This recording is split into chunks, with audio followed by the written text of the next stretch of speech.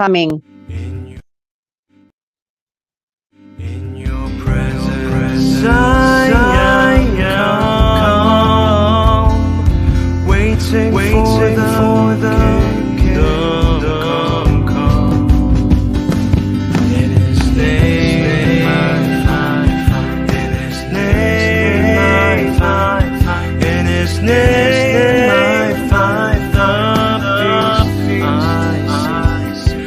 In His name I find, in His name I find, in His name I find the joy I seek.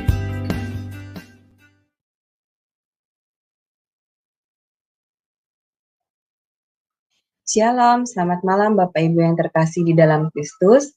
Selamat pagi bagi Bapak Ibu yang stay di Amerika dan selamat siang bagi Bapak Ibu yang stay di Jerman. Selamat bertemu kembali pada kelas pembelajaran firman Tuhan di Sema Adonai pada hari Sabtu 17 Februari 2024. Yang malam ini mengenai materi konseling ya Bapak Ibu, dan temanya adalah gamomonia. Nah, ini menarik ya Bapak Ibu sekalian untuk kita ketahui dan pelajari. Dan yang menjadi narasumbernya seperti biasa adalah Pak Pendeta Dedi Kurniawan MTH. Baik, sebelum kita memulai kelas pembelajaran kita, maka kita akan membukanya terlebih dahulu dengan doa pembukaan yang akan dibawakan oleh Ibu Christine. Dipersilakan Ibu Christine. Terima kasih, Bu Aling. Sebelum kita memulai pelajaran pada malam hari ini, mari kita bersatu dalam doa. Kita tunduk kepala. Puji syukur kami panjatkan kehadirat-Mu ya Bapa atas semua berkat kasih karunia yang telah Kau berikan kepada kami pada hari ini. Tuhan Yesus, kami ingin memulai pelajaran kami pada malam hari ini. Kiranya Kau berkati kami, Engkau bukakan hati dan pemikiran kami Tuhan untuk dapat menerima semua pengajaran dan tentang firman-Mu yang dibawakan oleh Bapak Pendeta Dedi. Demikian juga Tuhan Yesus, Engkau berkati Bapak Pendeta Dedi. Engkau urapi dengan kasih karunia-Mu Tuhan Yesus, agar mampu memberikan hikmat pengajaran yang daripada-Mu saja. Engkau berkati keluarganya, Engkau berkati seluruh kehidupannya Bapa. Demikian juga Tuhan, kami serahkan seluruh operator, teman-teman moderator juga Tuhan Yesus dalam menjalankan tugasnya, juga perangkat dan internet kami. Kiranya Engkau berkati ya Bapa. Kami ingin memulai pelajaran pada malam hari ini. Berfirmanlah Tuhan, kami siap untuk mendengarkannya. Terpuji nama-Mu Yesus, di dalam Putra-Mu kami berdoa dan mengucap syukur. Haleluya. Amin. Amin. Baik, terima kasih Ibu Christine untuk doa pembukaannya. Seperti biasa Bapak Ibu, sebelum kita masuk pada kelas pembelajaran kita akan melihat terlebih dahulu profil dari narasumber kita ya. Sebentar.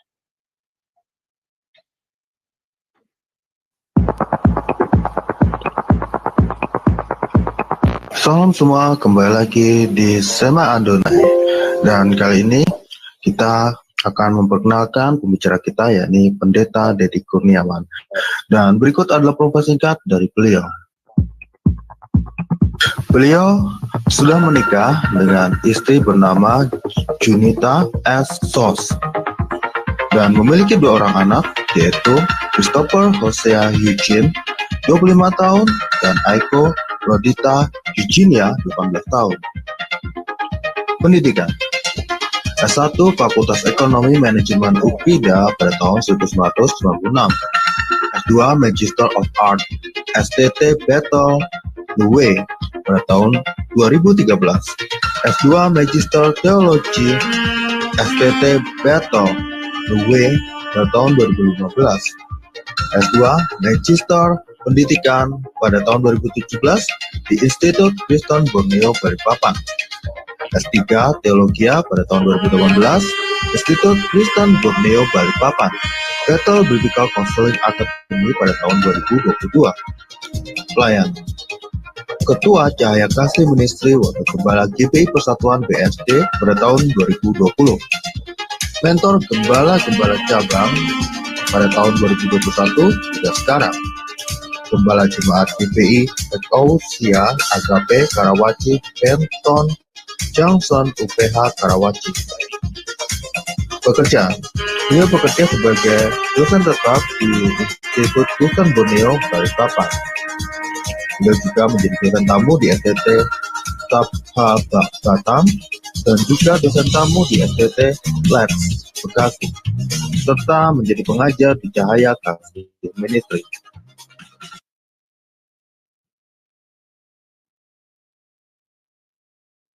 Baik, Bapak Ibu, tadi sekilas adalah profil dari narasumber kami, yaitu Pak Pendeta Dedi Kurniawan.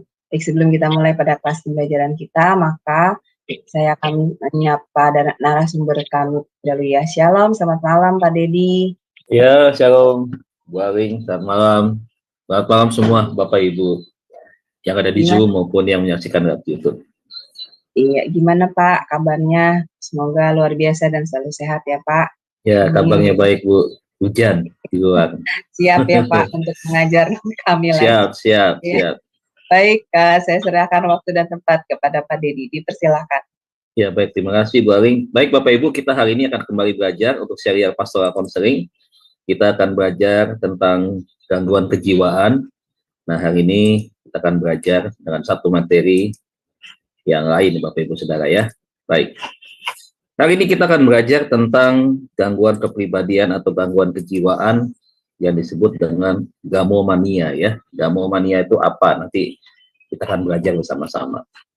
Ya, jadi gamomania ini adalah satu gangguan kejiwaan yang banyak dialami oleh kaum pria ya atau laki-laki ya. Memang penderitanya adalah laki-laki sebagian besar. Oke, kita akan masuk di dalam pengertian daripada gamomania itu apa sebenarnya. Ya, jadi gamomania itu adalah obsesi ya, adalah obsesi untuk selalu berada dalam status pernikahan dan atau suatu obsesi yang berlebihan dan aneh untuk melakukan proses lamaran. Misalnya ya, seperti melamar dua orang yang berbeda dalam waktu bersamaan dan atau melakukan lamaran dengan cara yang unik dan ekstrim.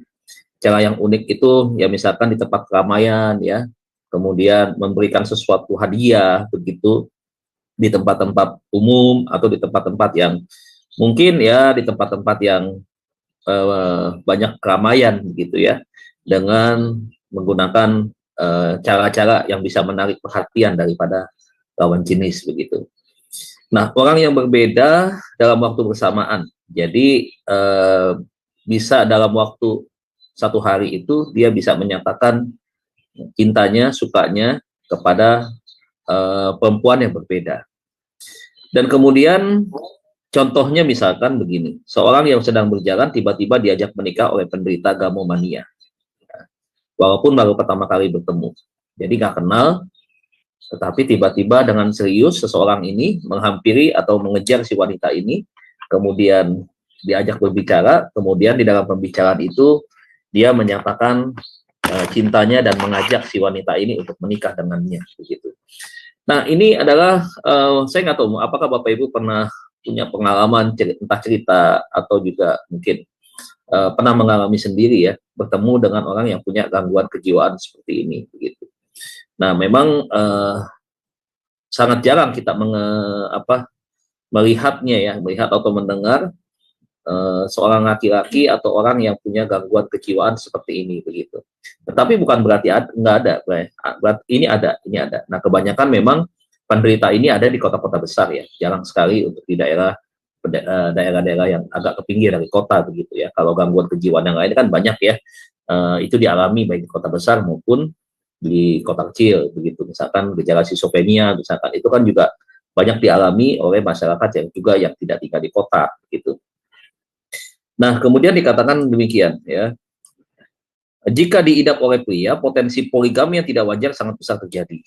Jadi sesuatu hal yang harus diperhatikan adalah efek daripada obsesi yang dimiliki oleh seorang pria yang menderita gamomania ini adalah itu tadi. Bisa kemungkinan bisa berpotensi dia melakukan poligami. Karena begini, misalkan ya, kalau dikatakan dia orang yang punya uang secara ekonomi mapan begitu ya. Kemudian dia menyatakan cinta kepada seorang perempuan misalkan, dan kebetulan diterima, dan orang itu nggak tahu misalkan perempuan itu bahwa laki-laki ini adalah orang yang mengidap atau punya gangguan kejiwaan gamomania gitu. Kemudian akhirnya berlangsunglah pernikahan. Nah, setelah pernikahan bukan berarti obsesi dia untuk menikah itu berhenti ya. Bukan berarti itu selesai sampai di situ kemudian dia sembuh. Enggak begitu. Kebiasaannya ini akan berulang lagi. Dia lupa ya. Secara alam bawah sadarnya dia nggak ingat bahwa dia tuh punya istri, bahwa dia tuh punya status sebagai suami dari seorang istri misalkan begitu. Tetapi ketika dia berjumpa dengan perempuan yang lain, dia tetap melakukan hal yang sama, yaitu menyatakan cintanya dan mengajak wanita itu untuk menikah. Nah, sehingga inilah potensi untuk poligami itu bisa besar. Nah, Bapak Ibu, kalau kita belajar dari gamomania itu menyumbangkan sekian persen daripada pelaku-pelaku daripada poligami. Jadi pernikahan poligami ya itu tidak selalu dialami oleh pria normal. Maksudnya dalam hal ini ya, pria normal tetapi punya keinginan itu tadi ya, punya istri yang lebih daripada satu. Sebenarnya kalau kita tarik dari sisi kejiwaan sama sebenarnya. Mereka yang tidak mengidap gamomania punya keinginan untuk menikah lagi sebenarnya juga punya gangguan kepribadian itu. Jadi jangan pikir orang yang poligami itu nggak punya gangguan kepribadian atau mengarah kepada gangguan kejiwaan ya. Artinya kalau gangguan kejiwaan dia sudah berkaitan dengan sel-sel saraf yang ada di dalam otaknya begitu. Nah, berarti ini bukan saja bahwa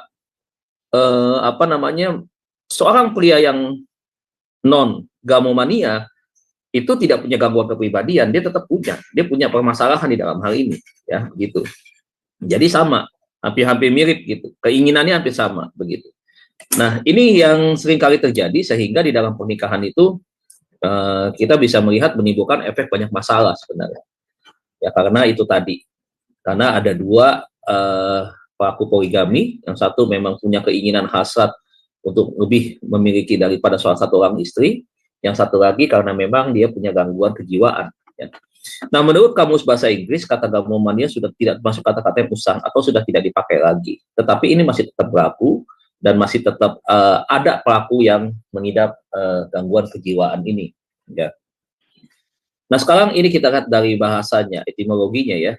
Jadi kata gamomania itu gamos ya, dari kata gamos.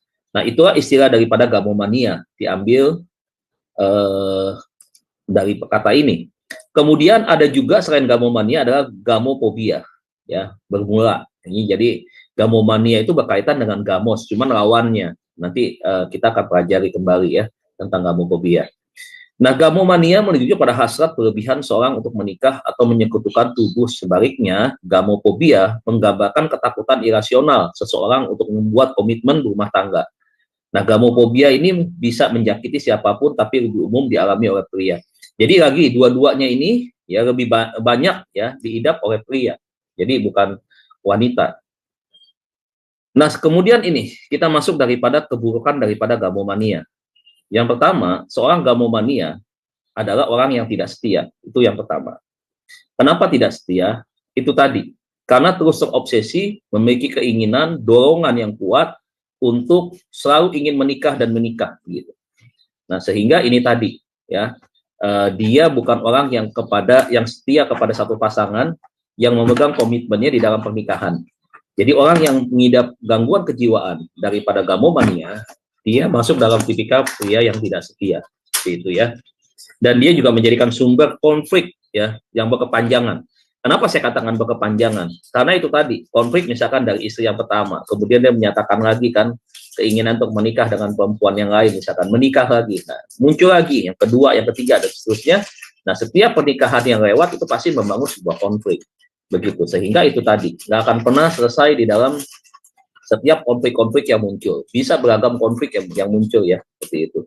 Nah, mungkin Bapak Ibu bertanya begini, Pak, apakah seorang gamomania itu adalah seorang yang punya finansial yang kuat? Tidak ya, tidak selalu ya, tidak selalu dia punya finansial yang kuat. Tapi kenapa dia bisa menikah? Ya, banyak hal, banyak cara yang dia bisa lakukan untuk dia menikahi satu perempuan dengan perempuan yang lain begitu ya. Apalagi agak kita tahu bahwa ada beberapa yang dalam tanda kutip ya, kita melihat bahwa pernikahan termasuk di negara kita kan sesuatu yang mudah begitu ya. Dalam arti yaitu tadi ada pasangan yang dianggap sudah dianggap istrinya, tetapi secara hukum atau secara negara begitu ya, pengakuan negara itu tidak diakui begitu ya. Jadi pernikahan di luar. yang resmi begitu. Nah, yang kedua adalah mudah tergoda. Jadi orang yang punya gangguan gamomania ini seringkali itu tadi. Orang ada yang menyebutnya mata keranjang. Sebenarnya tidak mata keranjang begitu. Jadi orang gamomania itu tidak terfokus kepada sosok dari atau figur dari seorang wanita yang berpenampilan menarik, misalkan berkulit putih, misalkan, kemudian punya profesi jabatan yang bagus, orang kantoran begitu ya, atau juga itu tadi terkenal, punya profesi ya, punya profesi yang bisa dibilang dikenal di masyarakat begitu ya. Tidak seperti itu. Jadi gamomania ini itu tadi dia tidak terfokus kepada sosok seorang wanita itu cantik atau tidak ya, tetapi sesuatu yang membuat dia tergoda melihat perempuan itu ya, itu bukan jadi syarat utama adalah kecantikannya gitu ya. Jadi dia bisa saja ketika dia menyatakan kesukaannya dan mengajak si perempuan itu untuk menikah, dan belum tentu perempuan itu cantik ya, jadi mungkin biasa-biasa saja begitu. Nah, jadi ini nih sangat rawan ya, sangat berbahaya karena itu tadi ya, mudah sekali menyatakan suka. Yang ketiga adalah mengganggu kenyamanan orang lain ya, itu sekali karena gini, mengganggu kenyamanannya bagaimana begitu ya.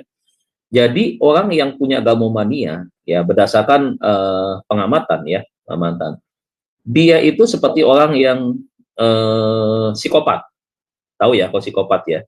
Jadi kalau dia suka dengan perempuan, dia akan ikuti kemana itu perempuan itu, dan dia akan berusaha untuk bisa mengambil hati si perempuan itu dan bisa mendekati si perempuan itu dengan berbagai macam cara.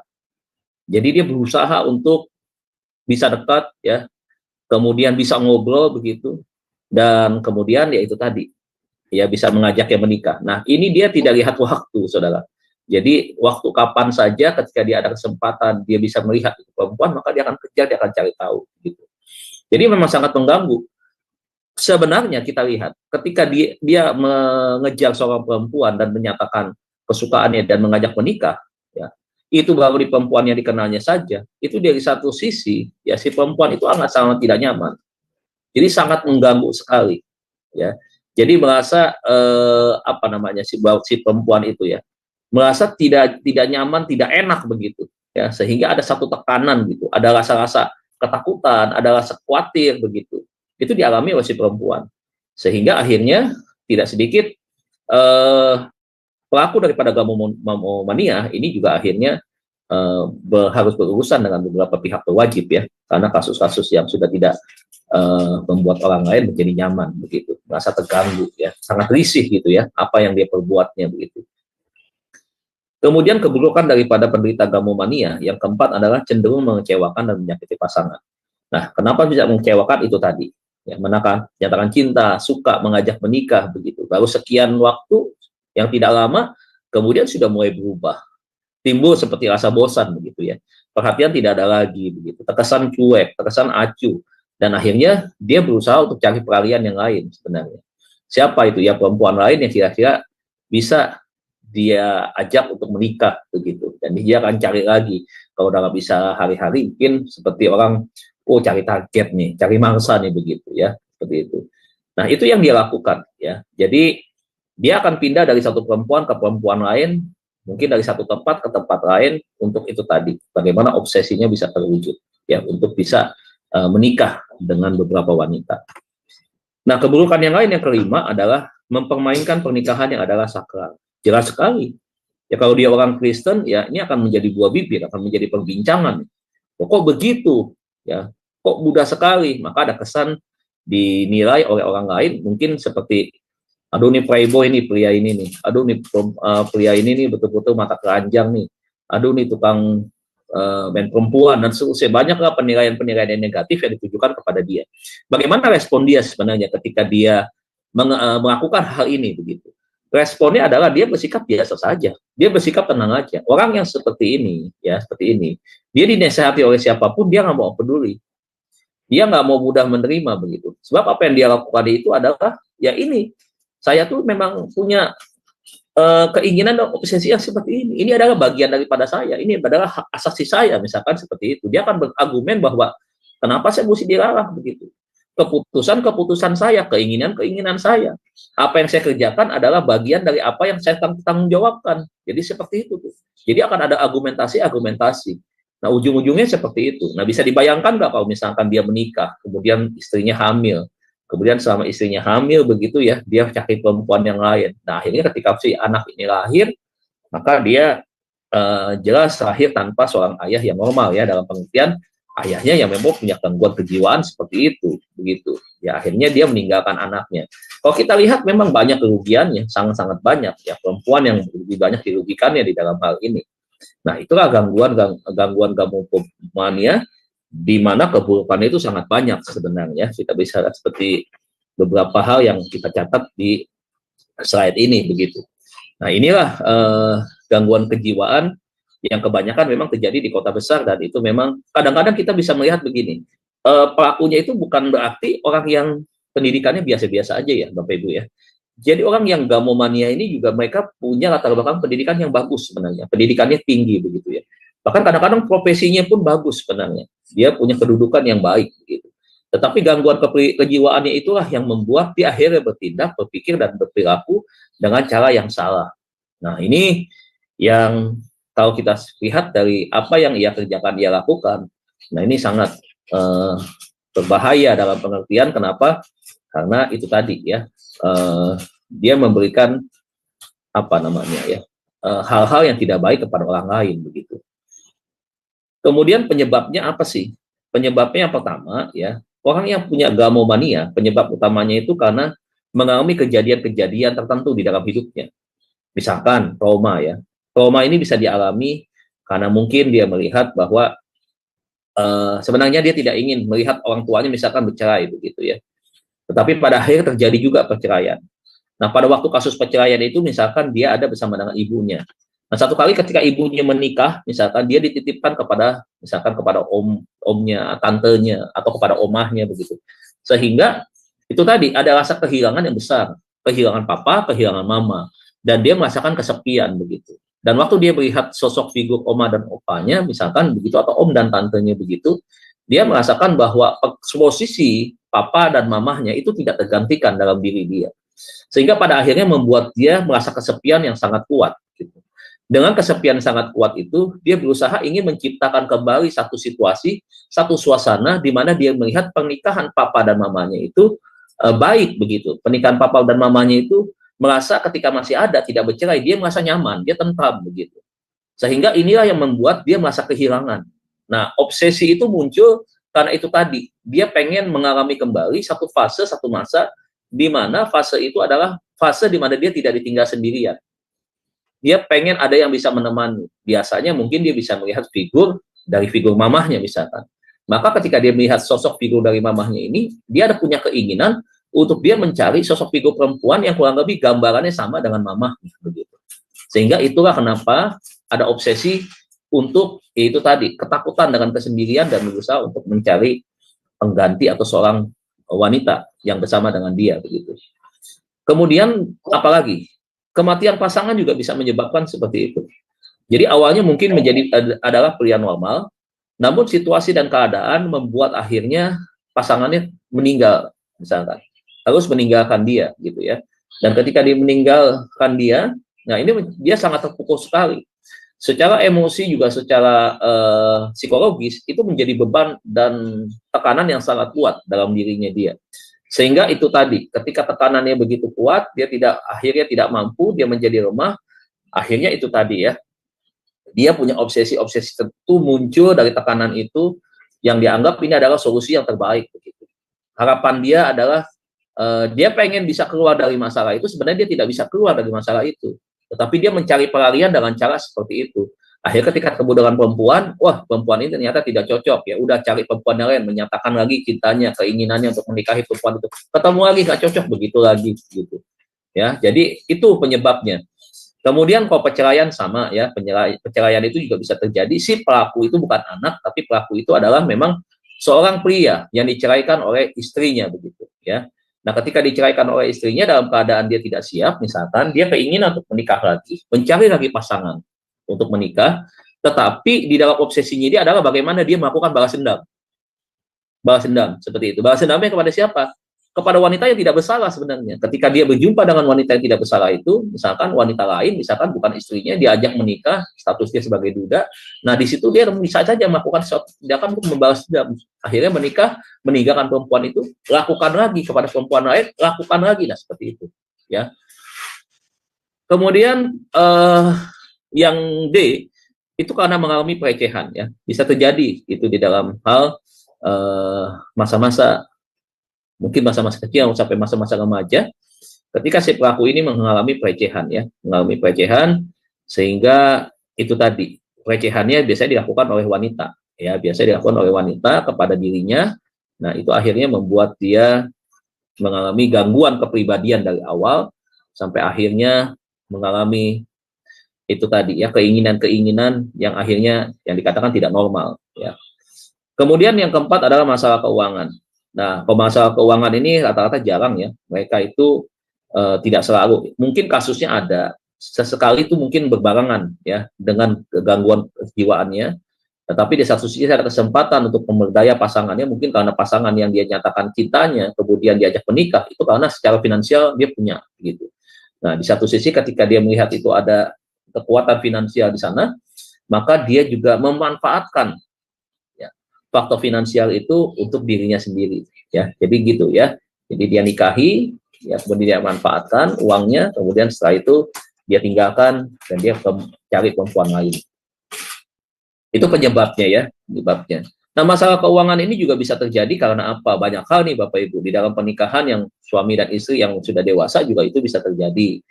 Kemudian juga masalah keuangan di masa kecil, anak-anak remaja khususnya ketika dia sedang bertumbuh secara psikologis, misalkan, ya, kejiwaannya mulai berkembang begitu. Nah, itu bisa terjadi juga, ya, pada faktor keuangan dari orang tua.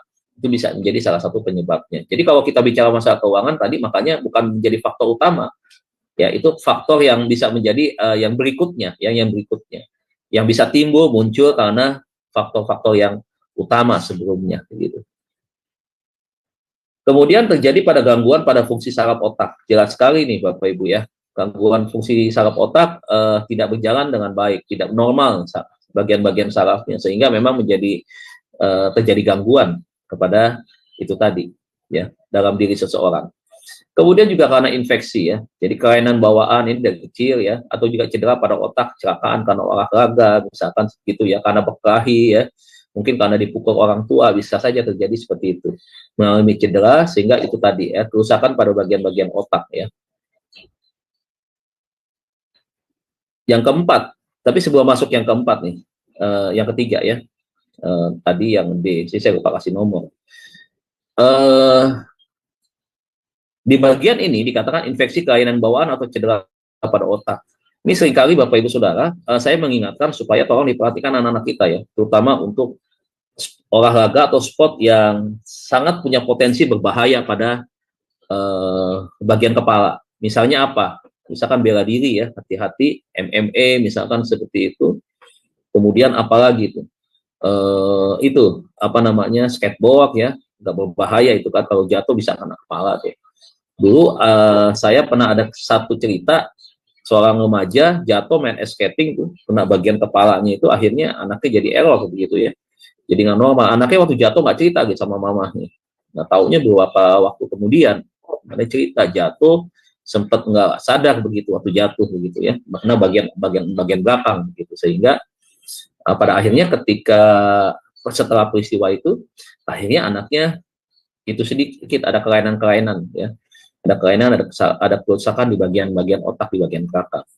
Nah, ini mesti hati-hati, terutama juga orang tua kalau ngajar anak, ya, kalau emosi, kalau nggak kendalikan emosi. Kalau bisa sih memang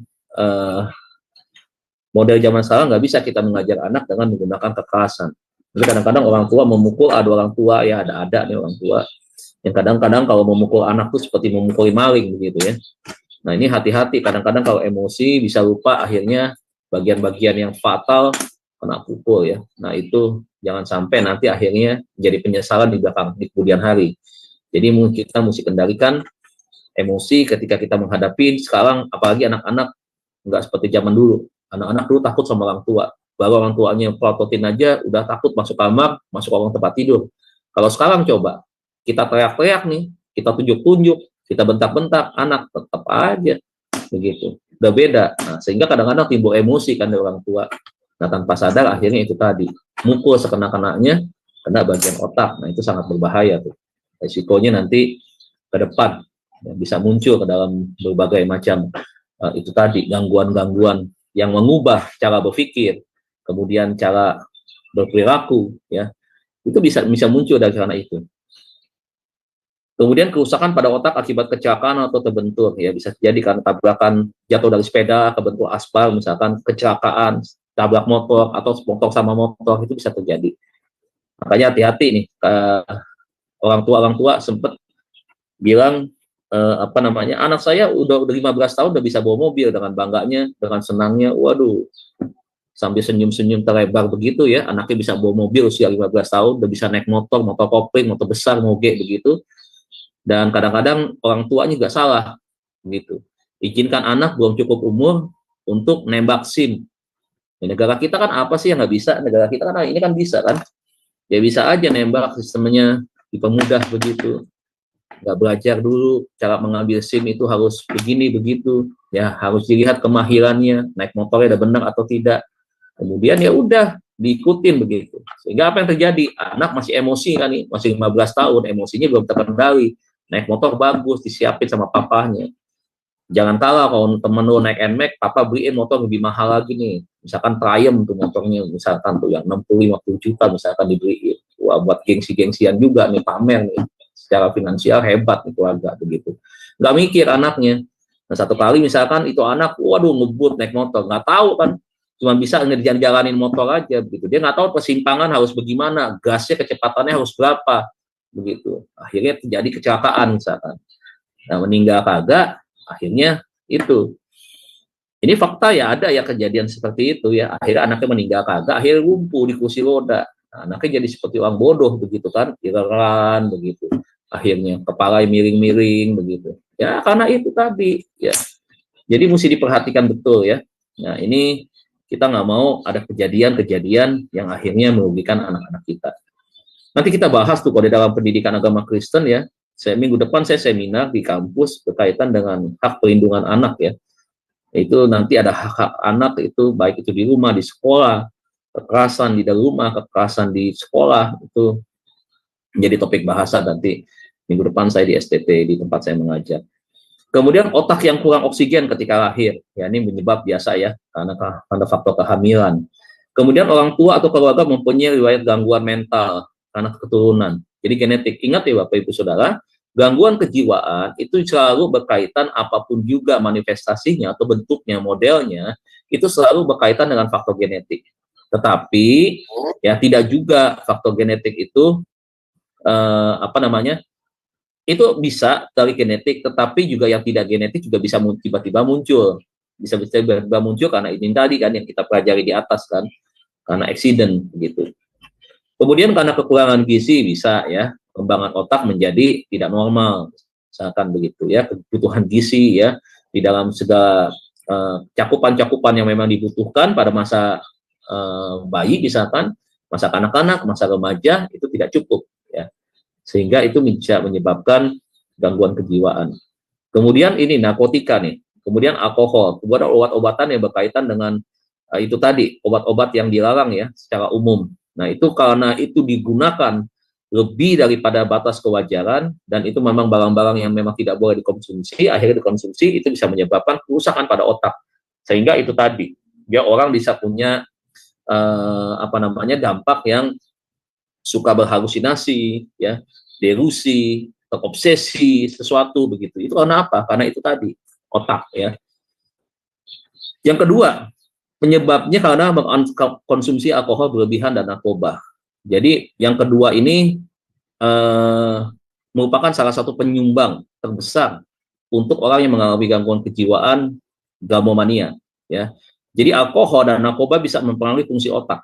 Ya, jadi otak kita akhirnya menjadi otak yang tidak normal ketika terus ya efek daripada alkohol itu kita konsumsi itu di batas kewajaran.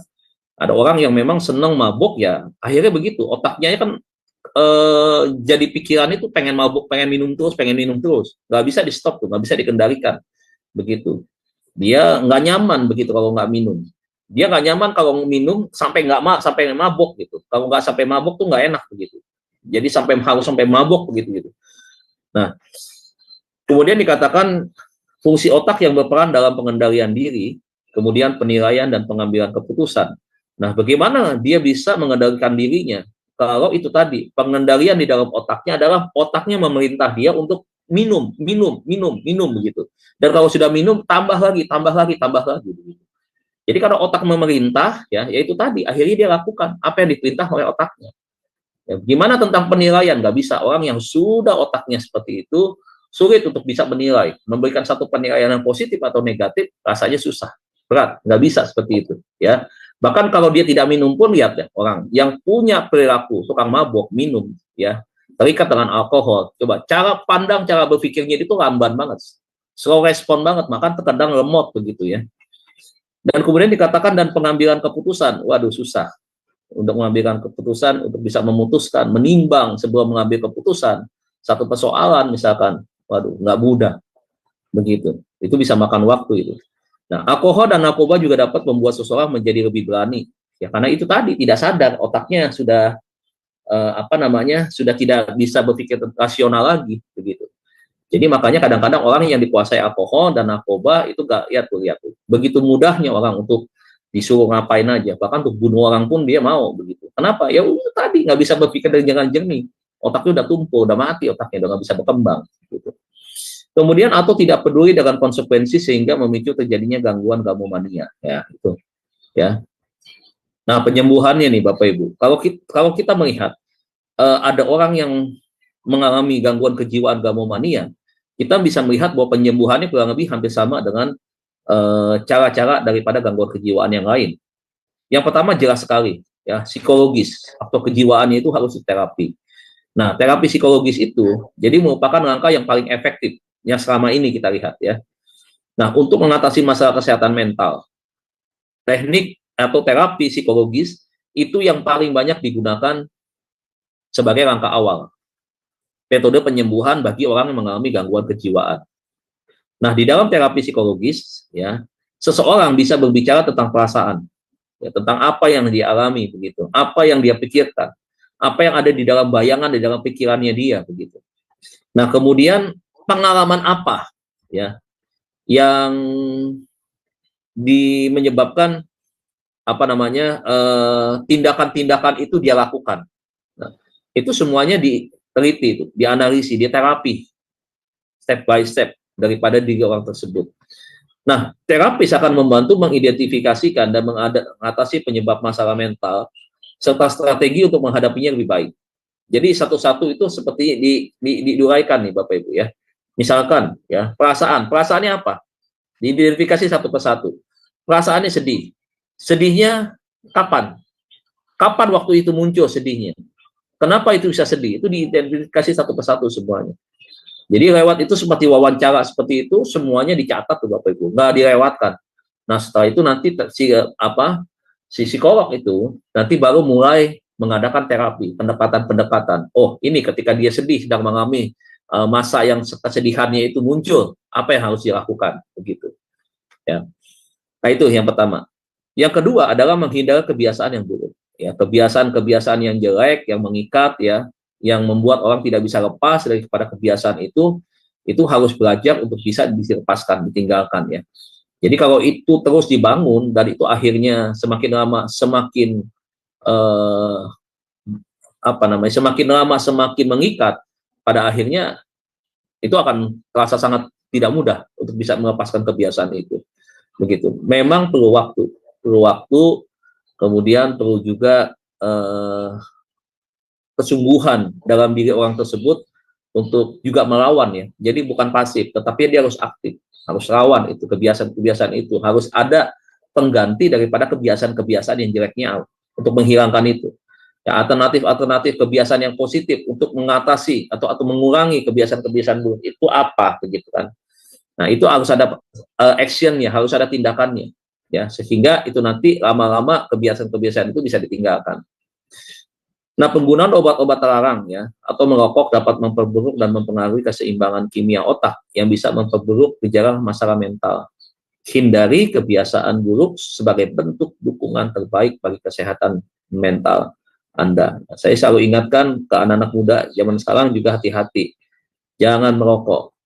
Udah dikasih tahu jangan merokok, ada yang bilang, oh saya nggak ngerokok, vape aja, vape kan nggak apa-apa, lebih aman. Siapa bilang lebih aman? Sama aja. Jadi seringkali saya kasih tahu seperti itu supaya kita jangan terikat. Kalau bisa sampai terikat, waduh, repot ya, merugi banget, kerugiannya sangat besar begitu. Nggak ada keuntungannya. Orang yang punya kebiasaan buruk apapun ya, itu mempengaruhi mental dan jiwa daripada seseorang itu sendiri, sehingga efek negatif pasti kelihatan dalam dirinya dia. Nah, ini yang harus kita hindari, yang harus kita pahami supaya memang akhirnya seseorang tidak mengalami kerugian-kerugian yang bisa merusak segala macam sesuatu yang positif yang sudah dibangun. Yang ketiga, kurangilah stres ya. Stres adalah faktor risiko utama bagi masalah kesehatan mental. Apa-apa jangan selalu bilang, gue stres nih. Ya nggak apa-apa sih. Saya kadang-kadang menangkap positif ketika orang ada ngomong begitu. Jadi kita tahu sebenarnya dia sedang stres. Jadi waktu kita tahu sedang stres ya kita bisa support dia. Tapi kadang-kadang nggak gitu juga. Seorang pastoral konseling, ya konselor yang sudah berpengalaman, dia tahu melihat orang stres atau tidak. Kelihatan banget ya. Apalagi psikolog sama kurang lebih. Dia bisa melihat orang yang sedang punya masalah atau tidak punya masalah gitu. Semua orang punya masalah, tetapi menyikapi berbeda. Nah, actionnya inilah kelihatan. Ketika orang menyikapi persoalan itu dengan kesedihan, dengan ketakutan, dengan kekhawatiran, itu kelihatan. Nah, beda dengan orang yang punya masalah, tetapi menyikapinya itu santai. Menyikapinya dengan ketenangan. Dia tidak terlalu memikirkan sesuatu yang efek yang terlalu negatif begitu yang akan mungkin terjadi dari persoalan yang dihadapi. Dia selalu melihat bahwa ada solusinya. Kalau saya nggak kuat, saya punya backing. Kalau backing saya masih kurang, saya masih punya backing lagi begitu. Jadi dia menganggap bahwa setiap persoalan kami punya tim yang bisa memecahkan persoalan itu. Jadi akhirnya tidak stres. Nah, kadang-kadang orang yang tertutup ini yang repot. Seringkali ketika punya persoalan, punya masalah, akhirnya dipendam. Nah, itu akhirnya muncul tanpa dia sadar kelakuan-kelakuan yang menyimpang. Ya, itu tadi karena apa? Karena bebannya terlalu kuat di dalam pikiran seseorang. Nah, itu tadi ya. Jadi hindarilah stres seperti itu ya. Dikatakan oleh karena itu kurangi stres dalam kehidupan sehari-hari untuk menjaga kesehatan mental yang lebih baik ya. Nanti kalau ekonomi ini ke depan kita nggak tahu pergantian rezim, pergantian pemerintah yang baru seperti apa, apakah ada kenaikan barang-barang ekonomi apa segala macam kita nggak tahu ya. Saya berharap jangan stres gitu. Kita tetap hadapi dengan keadaan yang dewasa begitu ya. Berpikir positif, melakukan sesuatu tindakan dengan hal-hal yang positif begitu ya. Supaya itu tadi jangan kita yang rugi begitu. Ya, situasi keadaan, kondisi bisa kita nggak tahu kapan itu bisa muncul yang menyebabkan orang bisa stres. Kita nggak tahu ke depan seperti apa. Tingkat pertumbuhan ekonomi ke depan bagaimana, baik atau tidak baik. Nggak tahu, tapi kalau saya berpegang kepada Alkitab, kita disiap-siap untuk kita belajar menghadapi tekanan. Kenapa? Karena Tuhan bilang begini nih, bahwa ke depan situasi keadaan dunia ini bukan semakin baik. Siapapun orangnya, siapapun yang memerintah, ke depan, baik di Indonesia, Asia, Eropa, Afrika, semua dunia ini sedang tidak baik. Akan semakin tidak baik ke depan. Dan oleh sebab itu kan banyak problem punya permasalahan nih ke depan. Nah, itu kan kemungkinan munculnya stres-stres yang baru. Stres yang berkepanjangan, ya, membangun tekanan-tekanan yang akhirnya muncul kepada bentuk depresi misalkan. Nah, itu akhirnya merusak sel-sel saraf di dalam otak. Muncul dalam tindakan-tindakan yang aneh akhirnya. Nah, oleh sebab itu ini tadi ya, kita harus kuat menghadapi setiap apapun keadaan yang dihadapi ke depan. Ibu-ibu rumah tangga sekarang aja beras mahal nih, beras mahal. Saya kemarin dapat beras ya, puji Tuhan masih stok, masih ada. Saya coba cek ternyata betul mahal sekali nih beras. Nah, akhirnya apa yang terjadi ini? Ini baru awal-awal nih, begitu ya. Nah, kita harus lihat bahwa keadaan yang seperti sekarang ini ya apapun ya kita harus hadapi, bukan dengan pikiran kepala dan stres, bukan. Mau tidak mau, apapun yang ada sekarang hari ini kita hadapi. Begitu dengan berbagai cara. Kalau beras mahal hari ini, ya berarti pengeluaran yang lain harus kita kurangin. Begitu. Ya harus kita berani hadapin, kalau enggak ya akan seperti ini. Dan lakukan aktivitas yang mengurangi stres seperti yoga. Saya stop di sini. Psikolog mengajarkan yoga itu boleh. Tapi iman Kristen mengatakan tinggalkan yoga. Yoga tidak boleh. Ya, saya selalu mengajarkan begini, apa yang kamu senangin? Jogging saja. Saudara bisa jogging, saudara bisa ngitarin taman, ya taman kota misalkan begitu ya. Atau saudara bisa pergi ke pinggir-pinggir pantai, misalkan danau, kalau misalkan dekat tempat itu, atau pemandangan-pemandangan alam yang bisa membuat pikiran Anda tenang. Begitu. Yang lebih tahu Anda. Ya, tapi jangan, kalau yoga jangan Bapak Ibu ya. Yoga jangan. Yoga, tai chi ya. Itu jangan, saudara. Ya, saya nggak mau membahas itu di sini. Ya, di lain waktu mungkin ada waktu dan kesempatan kita akan bahas. Tetapi saudara harus ambil kegiatan-kegiatan yang bermanfaat lainnya. Misalkan saudara bisa mendengarkan musik, ya musik-musik yang enak, yang teduh begitu. Boleh nggak lagu-lagu rohani? Boleh. Instrumen-instrumen rohani boleh nggak? Oh boleh begitu ya. Atau saudara mau pergi mancing, boleh nggak? Oh boleh, silahkan gitu. Kalau itu bisa mengurangi tingkat stres, ya is okay. Kerjakan itu adalah sesuatu yang positif. Tapi kalau yang ini jangan, ya jangan. Nah, kemudian dikatakan kegiatan seni untuk kesehatan mental yang optimal. Apa itu? Nyanyi misalkan, ya. Pak nggak bisa Pak, orang stres gimana mau nyanyi? Biasakan untuk dilawan Bapak Ibu. Jangan didiem, biasakan untuk dilawan. Kalau saudara Anda bisa nyanyi, dengarkan orang lain nyanyi. Lewat apa? Lewat video, lewat televisi misalkan. Lewat YouTube yang sekarang bisa disambung ya, dari YouTube bisa muncul di TV kan begitu. Tonton aja, bisa nonton Netflix misalkan dengan berbagai macam film, itu lebih baik, lebih bagus ya. Gitu. Pak, ibadah boleh nggak? Sangat bagus. Berdoa lebih lagi, sangat bagus begitu. Jadi jangan terlalu banyak stres. Nah, stres ini kalau memanjakan diri kita, menyikapi setiap persoalan apa-apa stres, yang rugi kita. Begitu. Nah, akhirnya itu tadi ya. Efeknya apa? Sakit kepala. Di rumah selalu siap tuh Panadol, apalagi tuh Paramex siap tuh, apalagi Insal siap. Pokoknya semua obat-obatan berkaitan dengan itu. Ya paracetamol disediain begitu. Kenapa? Kalau udah stres tuh, waduh, kalau nggak meriang, kalau nggak ya itu tadi ya, badan pada panas begitu. Nafsu makan berkurang, asam lambung kena, efeknya banyak begitu. Yang keempat, olahraga. Ini penting Bapak Ibu, selama kita melakukan apapun juga, kita sesibuk apapun juga, Bapak Ibu tolong usahakan untuk tetap ada olahraga. Jangan kita tidak ada olahraga. Olahraga itu Bapak Ibu, itu membangun hormon-hormon yang baik, ya, menciptakan situasi keadaan yang nyaman bagi kita. Begitu. Tentunya disesuaikan dengan umur. Ya, olahraga yang berat, ya jangan ikut kalau masa nggak yakin, jangan. Badan nggak enak, jangan ikut olahraga yang berat-berat. Contoh, saya atlet badminton, Bapak Ibu Saudara.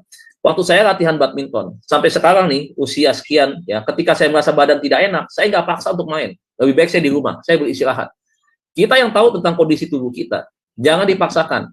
Tetapi bukan berarti kita nggak boleh olahraga. Olahraga sesuai dengan usia kita. Main dengan kekuatan kita sekarang. Kalau dulu kita bisa main tunggal, saya bisa main tunggal itu bisa 3 set berarti kalau bolak-balik satu game, itu kan 2 set, berarti 6 kali main, itu 6 kali pindah tempat, itu kuat. Kalau sekarang nggak bisa, kan Alkitab juga bilang, kita harus mengerti apa yang Alkitab, bahwa kekuatan kita makin lama makin merosot, kekuatan kita akan berkurang begitu. Nah, oleh sebab itu kita tetap walaupun berkurang harus disesuaikan porsi olahraganya yang baik.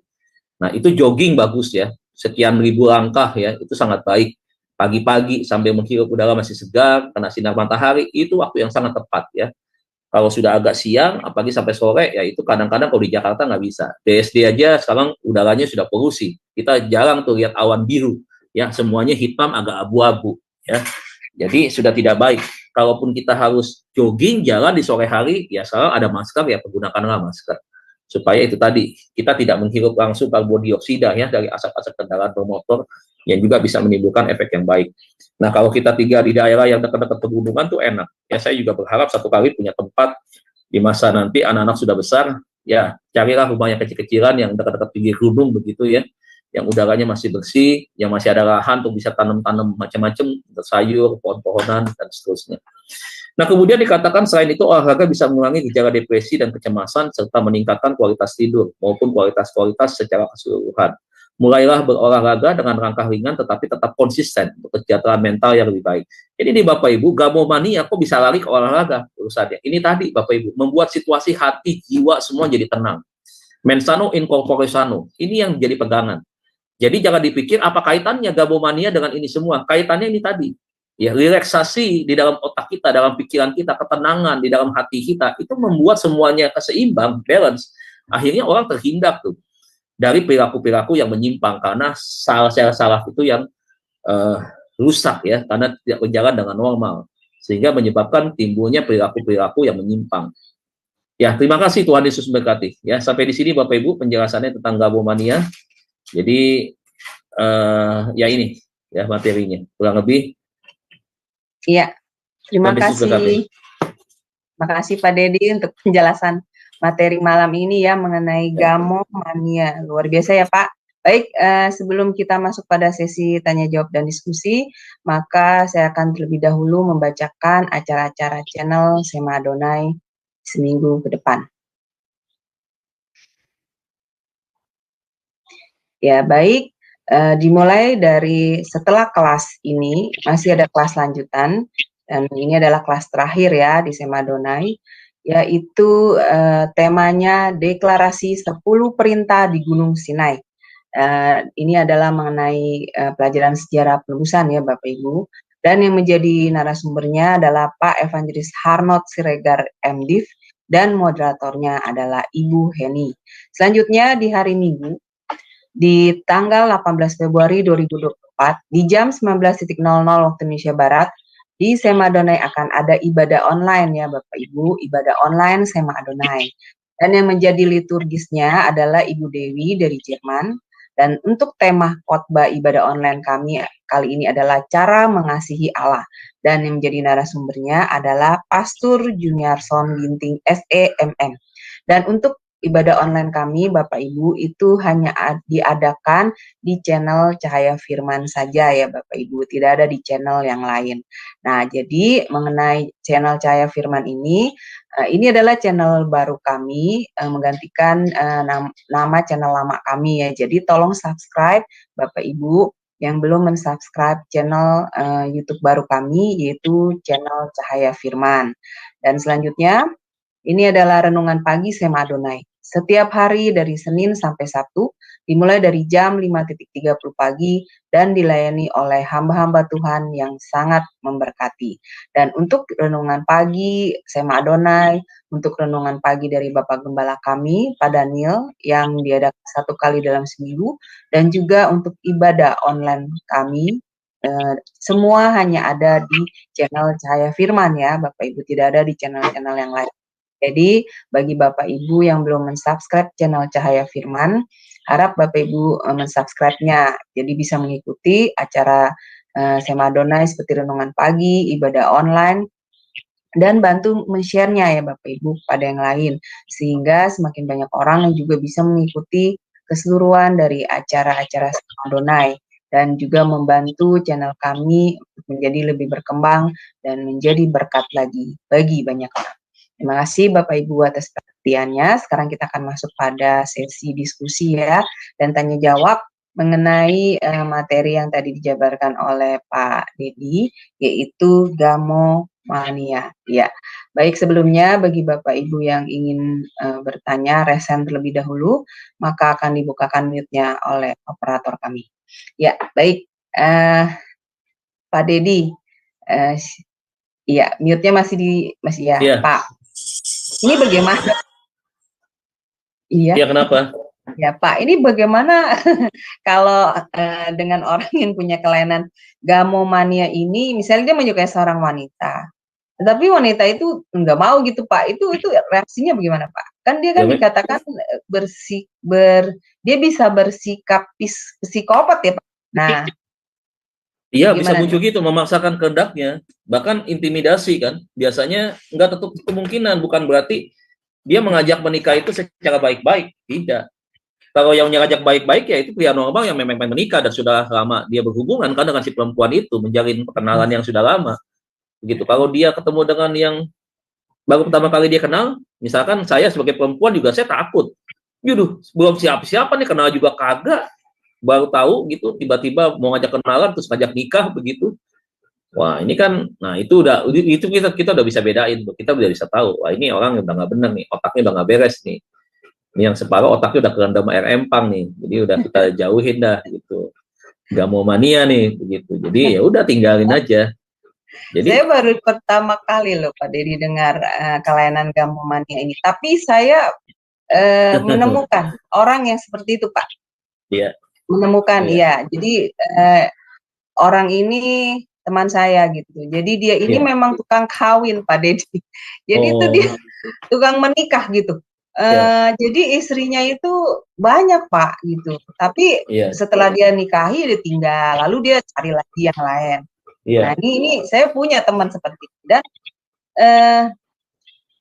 dia ini tapi saya lihat dia ini bisa loh Pak menikahi wanita-wanita yang dia suka gitu. Kan Iya. kalau Pak Deddy bilang tadi kan orang kan kadang takut ya Pak. Maksudnya nih cowok. Memang benar dia kalau saya lihat ini dia memang mendekati wanita itu Pak untuk mengajak nikah itu nggak perlu pacaran lama gitu Pak. Paling Iya. Iya. sebulan 2 bulan udah langsung ya Iya. dia langsung ajak nikah. Nah tapi saya perhatikan itu perempuan-perempuan itu pada mau semua Pak gitu loh dinikahi oleh dia gitu loh. Nah ini yang saya bingung. Nah terus memang benar Pak Deddy bilang tadi ciri-cirinya memang psikopat orang ini betul sekali ya. Karena kalau dia sudah mengejar seorang wanita ini, memang dia memaksa gitu Pak. Maksudnya wanita itu mau pokoknya bagaimanapun, mau itu istri orang kayak ya Pak ya atau Iya. itu Iya. pacar orang itu Iya. harus maksudnya jadi milik dia gitu. Iya. Nah ini berarti kan orang ini kan mengidap gamomania ya. Iya. Nah ini maksud saya tuh yang jadi pertanyaan saya tadi kalau perempuannya ini menolak apa yang dia lakukan Pak? Kalau orang tuh yang Iya. seperti gamomania. Sebaiknya gini, kalau misalkan sudah terganggu kenyamanannya, laporin aja ke polisi. Laporkan aja, bawa aja ke ranah hukum. Gak usah takut. Nanti biar polisi yang nanganin. Bahwa kita kasih nanti kan keterangan-keterangan kita dari sana kan polisi kan juga tahu sebenarnya. Nanti kan dia akan kerjasama dengan psikolog kan begitu kan. Nanti biar urusan dia aja gitu. Yang penting kita nggak jadi terintimidasi begitu. Kita nggak jadi beban mikirin ketakutan begitu. Sampai mungkin aduh ntar besok ketemu lagi kali ini, ntar besok. Jadi begitu Pak bawaannya. Jadi kita juga nggak tenang kan. Makanya tadi kenapa dikatakan penyebab itunya apa dampaknya kan dia memberikan ketidaknyamanan bagi orang lain. Iya, karena menteror sepertinya jatuhnya Iya, jadi ya. iya, menteror iya, wanita iya, itu. iya, sama seperti itu. Nah, psikopat kan juga arahnya begitu kan, dia memaksakan kehendak dia. Tapi kalau psikopat ya Pak, dia cenderungan satu, dapat nggak dapat, pokoknya tindakannya kekerasan, begitu. Dia harus bertindak dengan kekerasan. Ya, kadang-kadang dia di luar batas kan bertindaknya. Kebanyakan ya dia membunuh kan, begitu, menyakiti. Jadi kalau dapat harus dapat, kalau nggak dapat bunuh, gitu. Daripada Atau orang lain kalau yang dapat, gua matiin, ya gitu. Itu psikopat. Atau kalau enggak ini ya Pak, maksudnya dia udah nggak punya rasa malu lagi gitu ya Pak. Ya seperti itu ya Pak ya. Karena udah nggak sadar, jiwanya udah rusak kan. Menunjukkan ininya karena dia ada kelainan itu, jadi dia mengejar wanitanya itu. Dia nggak ada rasa malu lagi gitu, misalnya itu istri orang, itu pacar orang, pokoknya dia terang-terangan berani gitu ya Pak ya. Berani, iya. Karena itu dia ya, makanya orang kalau udah kerusakan otak ya, ya akhirnya seperti itu. Jadi udah nggak bisa berpikir rasional lagi, nggak bisa berpikir dengan normal. Jadi membenarkan semua tindakannya, keinginannya itu harus terwujud, dorongan di dalam hatinya dia itu harus dia lampiaskan gitu. Harus dia harus dia kejar. Nah Pak Deddy, tadi saya pikir begini Pak, orang ini tukang kawin gitu ya, tukang kawin cerai gitu ya Pak. Saya pikir bukan karena dia ada kelainan loh, tapi saya berpikir memang dasarnya dia ini tukang ya, kawin cerai gitu ya Pak. Ya ternyata itu ada kelainan ya. Saya baru paham sekarang. Oh kelainan itu. Makanya orang yang poligami juga termasuk sesuatu ada bagian daripada orang yang gamomania juga begitu. Dia akan banyak istrinya begitu. Tetapi bedanya gini. Kalau gamomania itu memang hasrat untuk dia mau menikahnya itu memang nggak kena waktu. Kapan aja, perempuannya siapa aja begitu. Kan? Iya, betul Pak, betul. Kalau yang gitu. Pokoknya mau maaf ya, babysitter kayak pembantu sebelah kayak pokoknya dia itu aja tuh pokoknya dia kejar begitu. Nah tapi kan kalau orang-orang yang poligami itu kan biasanya kan orang-orang yang bisa dibilang ya karena dia menikah tuh punya anak, tapi dalam Ya, waktu ya, sekian tahun begitu kan, ya. terus berkenalan lagi gitu. Mm. Kalau Sebenarnya ini juga memang sama, benar, Bu. Pak Deddy. Kalau Orang yang gamomani, kenapa? ya silakan Pak. Iya. Ya kalau yang poligami itu juga sebenarnya punya gangguan kepribadian juga kan dia. Ya, ya punya gangguan kepribadian itu kalau yang poligami lebih daripada satu istri itu kan memang punya kelainan-kelainan dalam hal yang lain ya, sama begitu. Terutama kalau tujuan mereka yang sama ini saya tahu kan, ya itu tadi ya sebagian besar karena seksual ya, karena itu tadi keinginan dorongan seksual yang tinggi sebenarnya, gitu. Kalau untuk gamomania ini Pak, dia kalau poligami kan mereka masih membangun rumah tangga Iya, lama rumah ya, tangga, sekian tahun ya Pak ya, punya anak. Nah kalau gamomania ini teman saya ini enggak loh Pak, dia jadi enggak, memang enggak. Kawin. Jadi dia ketemu cewek gitu, paling 2 bulan kemudian dia menikah. Habis itu dia bosan, dia tinggalin gitu loh kayak Iya, wanitanya dia itu kabur ya. lagi, pergi Iya, lagi, nggak tahu nggak jelas iya. kemana, begitu lagi, iya, begitu. Nah, Jadi, saya dulu punya cerita ya. Dulu ada waktu saya masih remaja gitu ya, saya masih tinggal di tempat yang lama. Ada tuh seorang pemuda dewasa tuh, ya ke setiap siapa itu dicolek, diikutin, ditanyain namanya siapa, diajak kenalan begitu ya. Kawin yuk, begitu. Jadi iya, ada lucunya begitu kadang-kadang. Tapi ya itu tadi, dia tuh begitu malah sebenarnya dia nggak sadar, dianggap hal yang biasa begitu. Jadi kalau ketemu sama orang tua ngobrol nih, sama orang tua saya ini kadang-kadang ada sama nenek saya ngomong, dia bilang, lu lihat siapa aja ajak kawin, ajak siapa kawin aja, iya nih katanya pengen kawin aja cepet-cepet nih, selalu ngomongnya begitu. Jadi yang ada di otaknya itu soal kawin aja tuh. Dia nggak mau tahu udah beras naik ya BBM nanti juga mau disubsidi, mau dicabut apa, dia nggak mau tahu tuh pokoknya kawin aja. Nah yang kalau teman saya ini ya Pak Deddy ya, saya lihat dia ini memang mengidap gamomania berarti ya Pak ya, karena dia memang ini tentang kawin. Yang berbahaya ini dia mulutnya ini loh Pak, pintar sekali merayu wanita. Nah ini dia, jadi setiap wanita pasti mau tuh Pak dinikah sama dia Pak. Saya lihatnya kayak kasihan perempuannya. Iya, habis itu ya setelah berapa bulan gitu, dia buang gitu, lalu dia pergi tinggalkan gitu saja, dia cari efeknya lagi. Dia nggak mau tahu efeknya itu perempuan bagaimana sakit hatinya.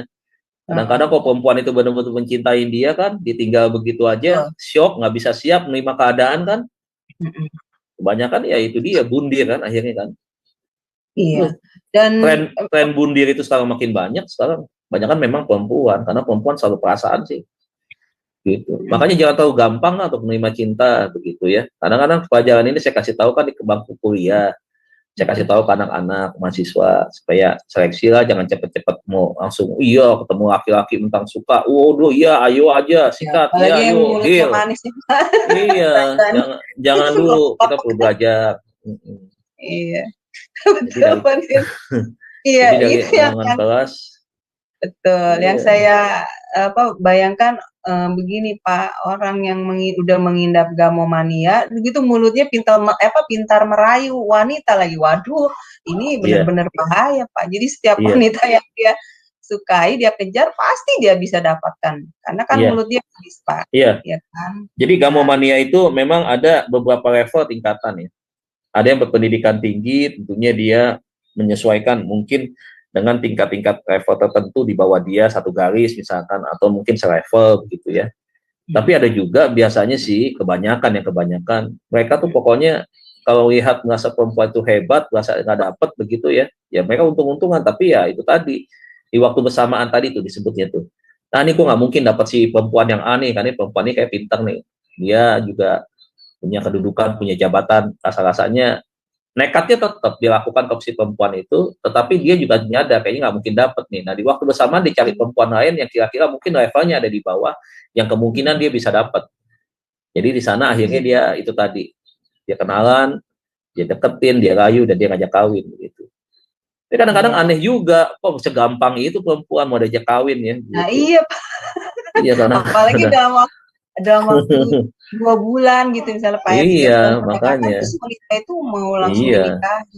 Kalau saya bilang mulutnya Pak pintar gitu iya, merayu, mulutnya pintar. Betul, yang betul. manis. Betul, Belum lagi betul. didukung dengan kalau dia punya ekonomi yang mapan ya Pak, Bagus, iya, lebih iya. mudah lagi gitu. Oh saya Makanya baru masalah, mengerti. Jadi makanya masalah itu nggak akan pernah muncul kan di masyarakat itu, masalah itu kompleks kan. Karena juga sebenarnya orang kayak begini beredar sih kelayapan di mana-mana kan, begitu. Jadi akhirnya ya banyak yang seperti itu. Memang biasanya benar ya Pak Deddy, orang seperti itu dianggapnya playboy gitu ya. Maksudnya Iya, nih ini laki-laki mata keranjang gitu. Padahal iya. dulu saya juga berpikir gitu nih, ini orang gitu tukang kawin gitu, cerai enak banget tapi ngawinin anak orang ditinggal gitu. Iya, Saya pikir nih orang playboy begitu, ternyata dia punya ada penyakit yang namanya gamomania ya, bisa jadi iya. memang dia mengidap penyakit itu ya Pak Deddy ya. Nggak bisa setia, mau istrinya cantik, istrinya baik ya, pokoknya kalau dia betul. tinggal mah dia tinggal. Jadi Betul. tadi kan cirinya, orang itu nggak akan pernah bisa setia sampai kapanpun. Jadi betul. itu dia. Oh Kasihan banyak ya, kita belajar orang Bu Aling, banyak sekali. Kan dari awal saya udah bilang, kita belajar begini mungkin 2 tahun nggak selesai.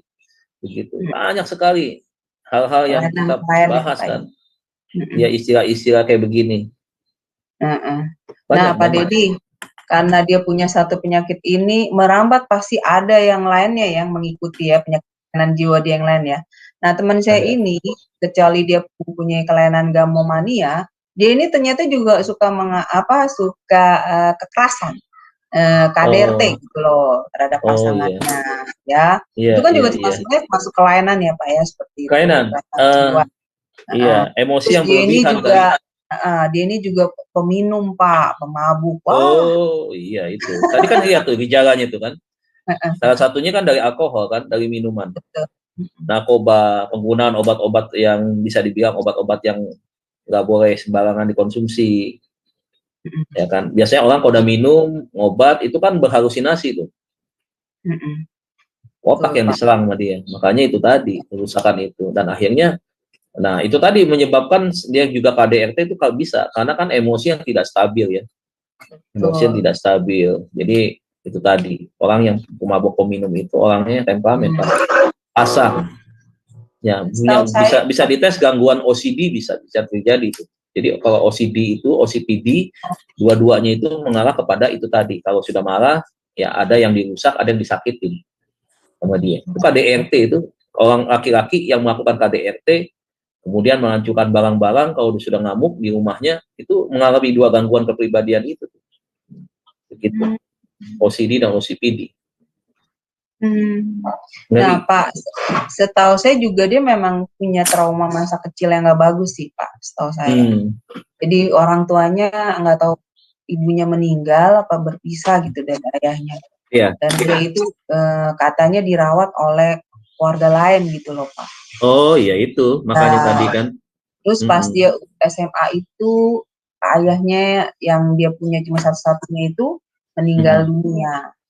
Nah, jadi dia mengalami mungkin ya itu penyakitnya jiwanya itu dari situ ya Pak Deddy ya. Iya. Kelainan jiwanya ya. Saya juga nggak tahu tuh, kemarin waktu itu beberapa bulan yang lalu kan Bu Heni cerita, Bu Heni dikejar-kejar orang tuh. Bu Heni udah balik ya. Ya, dikejar laki-laki. Ya mungkin juga gitu. Tuh laki-lakinya ya, gitu. Ya. Iya. Hati-hati Bu, itu orang psikopat kalau kayak gitu. Nah sekarang pertanyaannya begini Pak. Gitu. Nah pertanyaannya begini Pak. Iya Bu.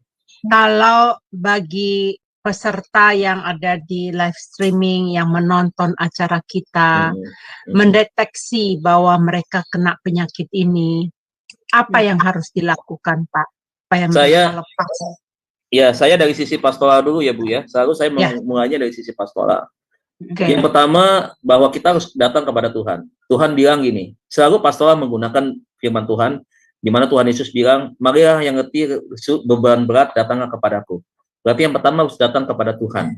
Yang kedua, saling mendoakan dan mengaku dosamu. Kepada siapa itu? Kepada Tuhan dan kepada mentor kita, kepada hamba Tuhan.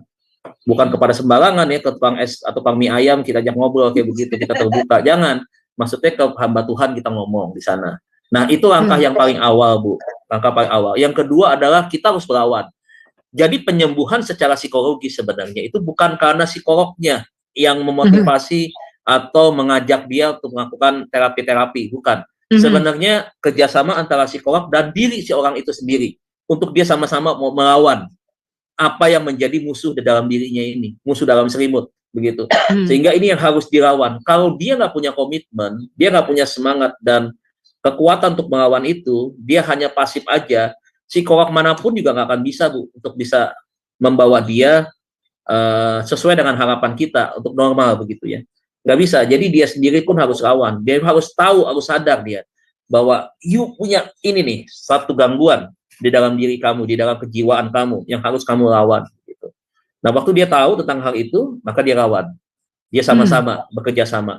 Jadi kalau apa yang saya sampaikan nih ya, jadi kita harus ada seperti hubungan segitiga.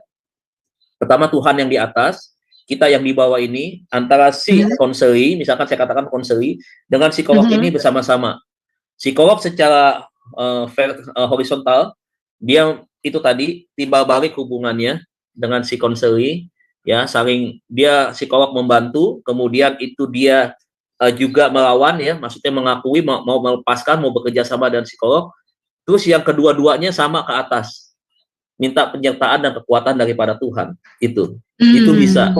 Kalau nggak bisa, Bu, susah. Nah kan seperti itu.